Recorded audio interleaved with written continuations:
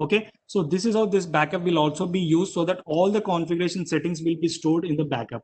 So this is an important part also with respect to any kind of device management, where we need to take the regular backup, and that has to be checked.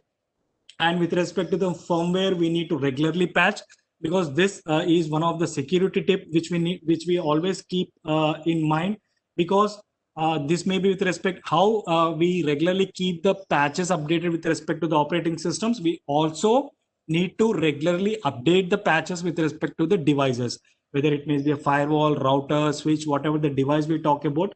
We need to regularly update the firmware. And here we can observe there are two kind of versions available here. And if there is a latest version, we'll get the notification here with respect to updating that. And also we have licensing part, where most of the licenses with respect to these UTM boxes are available. Let's say currently there are some sections which are available as security parameters for this firewall. But in terms of next generation firewall or the advanced firewalls, or with respect to the vendors which was bought at your organizational level, there may be certain more parameters are also, or security features are also available. So we also need to check whether these security features, whether we have any licenses subscription. Because what happens is, whenever we write a firewall rule, along with the rule we can also add the security features to be applicable on that particular rule. Now let's say we write a firewall rule to allow port number 80 for web access.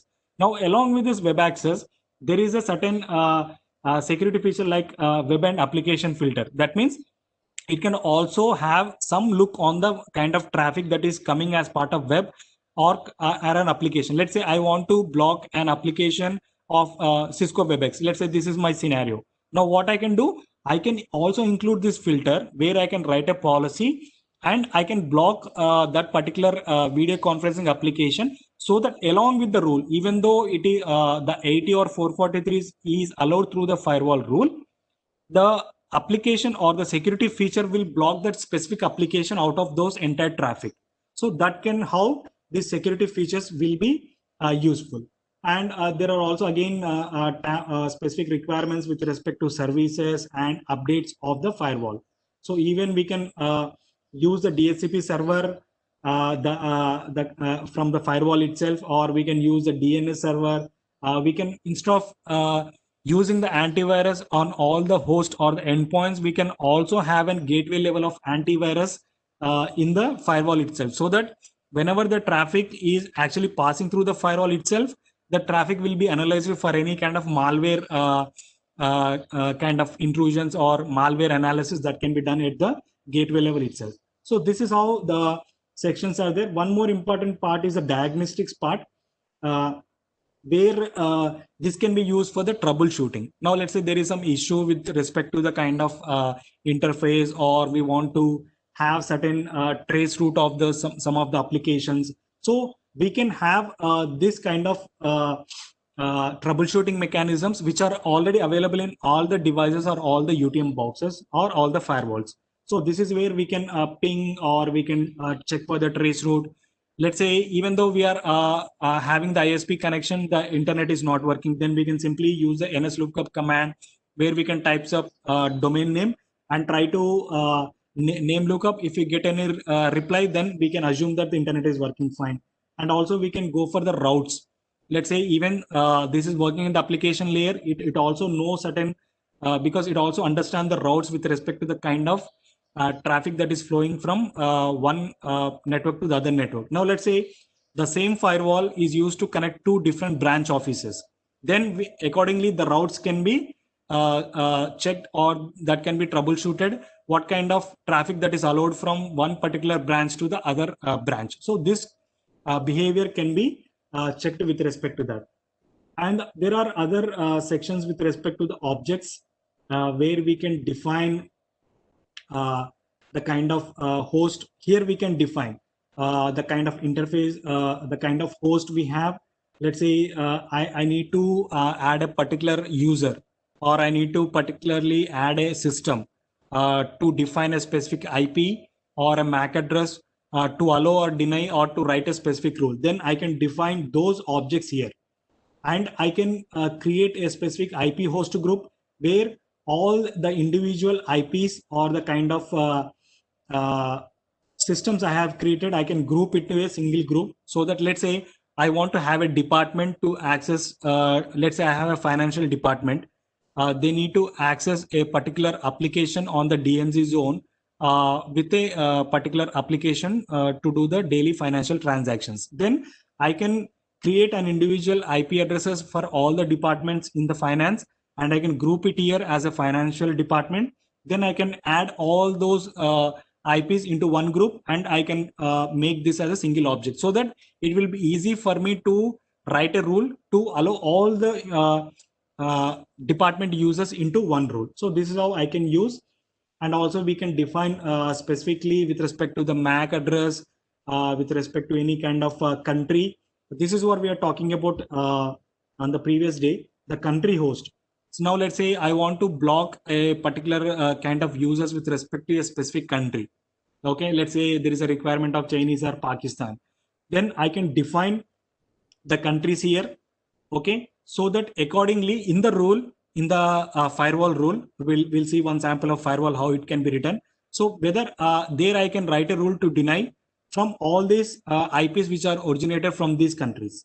So it is one rule which will block all the domain names or the kind of traffic that is coming from these kind of countries. So how the firewall will know? Because we have seen in the information gathering techniques, where using the whois query or the kind of queries, we can analyze from which country this IP or this IP address belongs to, right? So the firewalls or the kind of security devices also use the same kind of mechanism. They will try to understand based on the public IP to which location it belongs to. So accordingly, they will take the decision with respect to the country host. Okay, and there is other section with respect to the services. How we are actually defining the IP addresses or the MAC addresses. Similarly, we have a section with respect to the services, like how we have observed in the desktop firewall, what kind of rule we want to write with respect to TCP or UDP. Similarly, we can write, let's say I want to allow a particular service of SSH. Now, SSH, whether I want to allow it as a TCP or UDP, or whether I want to use it as some other protocol, I can define here. Now let's say I am using the TCP as port 22 and I'm giving a name as SSH. Now what happens in this case, whenever I click on OK, now a new service has been added as SSH with a TCP port 22. Along with this, there are already default services with respect to the services which are already defined in the firewall. And we can also have the customization of what kind of service we need to allow. Similarly, we have a service group where we can group all the required services into one group. Now, let's say I want to define an internet service group for my organization, where I want to allow HTTP, HTTPS, as well as DNS, because these are the three main important parameters for me to access the internet, because I need a DNS service to resolve the domain names, and I need HTTP as well as HTTPS. So these three services will be the basic kind of services which can be used to access the internet. Now I can define an internet service where I can group all these things. Now, whenever I writing a rule, instead of adding all the individual services, I can simply add this group service to make the rule to allow or deny. Okay, so this is how we can define the services, because this is where all the access controls can be written on the firewall, whether it can be with a specific IP, or with respect to a specific port, or with respect to a specific application. So I can define all the parameters onto the firewall. Now again, we can schedule this kind of rules. Now let's say we want to access the internet or allow the internet in an organization only from 9 to 5:30. Let's say this is my office timings. Then accordingly, we can make a schedule onto this, where we can define the particular schedule from 9 to 5:30, so that only internet can be allowed from morning to evening, that too from 9 to 5:30. So this kind of different scheduling can be done using this particular tab. Now we have file type, another kind of mechanism where we can also define the file types, what can be allowed or denied, or the action can be taken based on these files, whether we want to have a specific audio files, or let's say we want to block zip or the compressed files. okay, or the .zip formats or the .exe formats. Then accordingly we can select this kind of default parameters, or again we can customize the kind of extension we want to block. So that kind of information we can write it here in the firewall itself. So that now let's say I want to block a .zip file. Then we have a section called compressed files, where writing the rule we can also enable this compressed files to deny. That means whenever a user try to access any .exe from the internet or .zip files from the internet, if there is a download, then based on the rule, the particular section can be blocked. Okay. And one more important part we have is with respect to the networking part, the tab with respect to network, where here we will define the kind of access with respect to the LAN or WAN or VPN or DMZ, what kind of network we want to define, that is defined with respect to the interfaces here. Now let's say for a particular port H, I want to define this particular port on top as the DMZ, where I want to host certain sections. Then for this DMZ, I am assigning a static IP with a particular IP address. Now we can also define whether internet has to be allowed on this particular interface. We need to also define the DNS servers. Okay. And also we can give the gateway details with respect to that, whether my DMZ is also talking to any other gateway. Let's say I want to connect this DMZ with respect to another branch office. Then I also need to mention the gateway. And we can also see the kind of MTUs which can be also assigned. As we have discussed, the maximum transmission unit by default is 1500 bytes with respect to that, or the kind of interface speed also we can define. Now let's say I have a certain connection with respect to the internet of 100 Mbps, but I want to restrict this DMZ only with respect to 10 Mbps traffic. Then I can define here only 10 Mbps. So even though my internet bandwidth is 100 Mbps, I'm restricting only 10 Mbps for this particular interface. So that is how I can also restrict the bandwidth, and we can also define the kind of interfaces here. And we can define the kind of zones. Now let's say there are 8 ports on the firewall. Out of these 8 ports, how many ports I want to define as the LAN ports? How many ports I want to define as the WAN ports? How many ports we can define as the DMZ ports? So that kind of classification can be grouped in the zones. And other routes, other parameters, we have gateway. Gateways are nothing but where we can push the outside traffic. With respect to that, we have static routes, the parameters with respect to static routes, where if we want to write a specific route, then we can do that. And also, yeah, this we can write the routes. And also we have the DNS part, where we can define the DNS servers onto which the traffic has to be pushed if you want to enable the DHCP. But keep in mind while enabling the DHCP on the firewall, because if there are 2 DHCP servers, again there will be a conflict from which the DHCP server is actually assigning the IP addresses.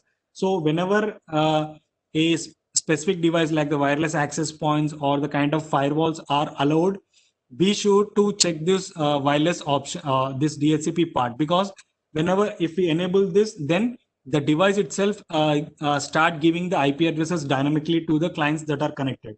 So if we want to use this as a DHCP, then we need to define the kind of IP addresses or the range on which this IP has to be there.